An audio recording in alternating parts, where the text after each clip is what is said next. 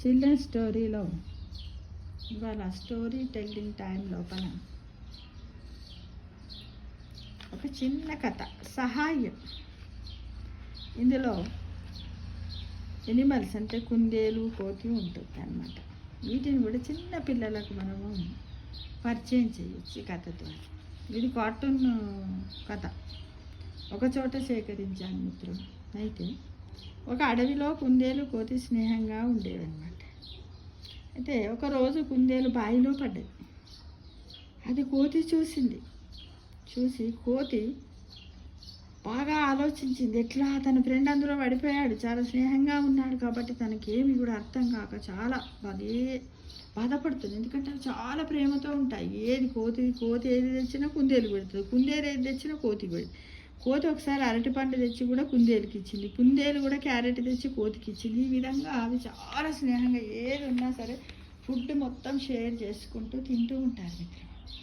అనుకోకుండా ఒకరోజు కుందేలు బావిలో పడ్డది. అప్పుడు అది కోతి చూసింది. చూసి అక్కడ ఎవరన్నా ఉన్నారేమో అని అనుకుంది. అడవి లోపల ఎవ్వరూ లేరు. ఎట్లా నా ఫ్రెండ్ని నేను రక్షించాలి, ఎలా చేయాలి, ఏమి చేయాలని తాపత్రయంతో ఇటు అటు తిరిగి ఇలా పైకి చూసింది. చూసే వరకు ఆ ఉన్న బావి ఎక్కడా ఉందంటే ఒక మర్రి చెట్టు కింద ఉందన్నమాట ఆ బావి. అయితే ఆ మర్రి చెట్టుకి ఏముంది, ఒక ఊడ అంటే తెలుసు కదా, ఊడలు ఉంటాయి కదా, చెట్టు నుంచి కిందికి వేలాడి ఊడలు ఉంటాయి, మీ అందరికి కూడా తెలుసు. అయితే కోతి ఏం చేసింది, ఊడను పట్టుకొని ఊగులాడింది. అటు ఇటు ఊగుతుంది. ఊగను పట్టుకొని ఊగుతూ ఉన్నప్పుడు ఊక్కుంటూ ఆ బావి దగ్గరకు వచ్చింది. ఆడికి వెళ్ళి చెట్టు దగ్గర ఊడ పట్టుకొని ఊక్కుంటూ వచ్చి. అయితే అందరికీ తెలుసు కోతికి తోక ఉంటుందని. కోతి తోక కూడా చాలా పెద్దగానే ఉంటుంది, మరీ చిన్నగా ఏమి ఉంటుంది కదా.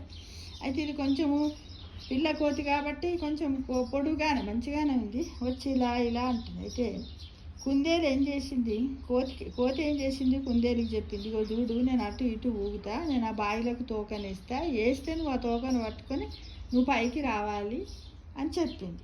ఎవరు, కోతి కుందేలుకి చెప్పింది. అయితే కుందేలు కోతి తోకను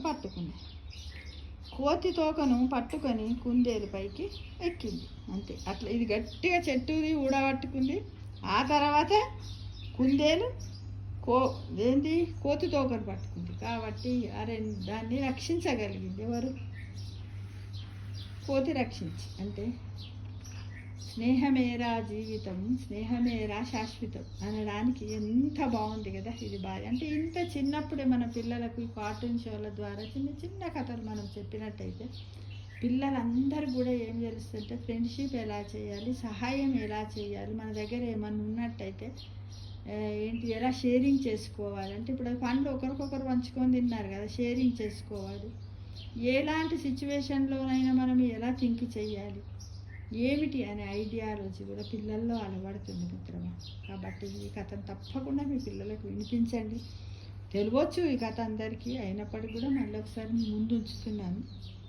కాబట్టి ఇది చాలా చక్కటి కథ. ఎందుకంటే పిల్లల్లో ఉన్నటువంటి అంతర్గత శక్తులను బయటకు వస్తాయి. ఎందుకంటే అప్పటి వరకు ఎంతసేపు ఏంటంటే కిందనే తిరుగుతూ ఉంటాయి కోతి కానీ ఏవి కానీ, ఎందుకు వాళ్ళు బాయిలో పడము, పడ్డ వాళ్ళని రక్షించడం అనే థింకింగ్ కూడా వాళ్ళకి రాదంటే అంత ఐడియాగా ఆలోచిస్తారు, క్రియేటివిటీగా. చూడండి అక్కడ కోతి చూడండి ఎంత ఐడియా వచ్చింది. అమ్మా ఈ బాయి, అరే ఈ ఊడలు ఉన్నాయి ఈ చెట్టుకి, ఊడతో నేను అటు ఇటు ఊగుతాను, నా తోక పొడుగ్గానే ఉన్నది కాబట్టి నా తోకను పట్టుకొని కుందేలు పైకి వస్తుందని ఐడియా.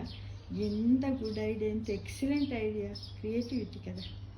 ఈ విధంగా పిల్లలలో క్రియేటివిటీని, వాళ్ళలో ఉన్నటువంటి అంతర్గత శక్తులన్నింటినీ కూడా బయటకి తేవడానికి ఇట్లాంటి చిన్న చిట్టి పొట్టి కథలన్నీ మనకు వినిపిస్తూ ఉండాలి మిత్రమా. చిన్న పిల్లలు 5-6 నెలలు ఉండి చూసి నవ్వులు నవ్వుతున్నప్పుడు కూడా మనం కూడా ఇట్టుగానే ఇలాంటి కథలు చెప్పాలి, పాటలు పాడాలి, అమ్మమ్మ నానమ్మలు ఉన్నట్టయితే కదా, బాగుంటుంది.